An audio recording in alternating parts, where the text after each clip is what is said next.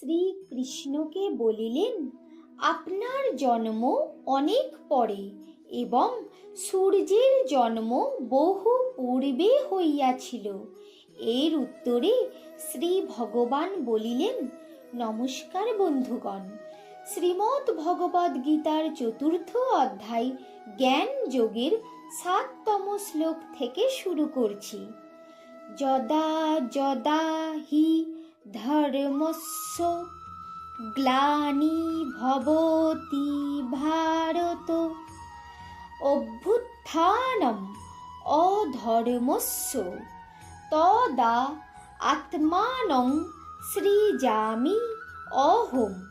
হে ভারত, যখন প্রাণীগণের অভ্যুদয় ও নিঃশ্রেয়সের কারণ বর্ণাশ্রমাদি ধর্মের অধঃপতন ও অধর্মের অভ্যুত্থান হয়, তখন আমি স্বীয় মায়া বলে যেন দেহবান হই, যেন জাত হই। পরিত্রাণায় সাধূনাং বিনাশায় চ দুষ্কৃতাম ধর্ম সংস্থাপন অর্থায় সম্ভবামি যুগে যুগে। সাধু দিগের রক্ষার জন্য, দুষ্ট দিগের দমনের জন্য, বিনাশের জন্য এবং ধর্ম স্থাপনের জন্য আমি যুগে যুগে নরাদি রূপে অবতীর্ণ হই।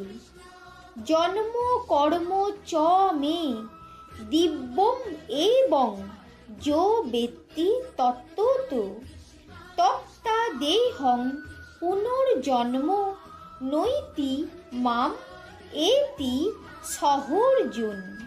হে অর্জুন, যিনি আমার এই প্রকার অলৌকিক মায়িক জন্ম ও সাধু পরিত্রাণাদি অপ্রাকৃত কর্ম তত্ত্ব জানেন, তিনি আমাকেই লাভ করেন এবং দেহান্তে আর পুনর্জন্ম প্রাপ্ত হন না।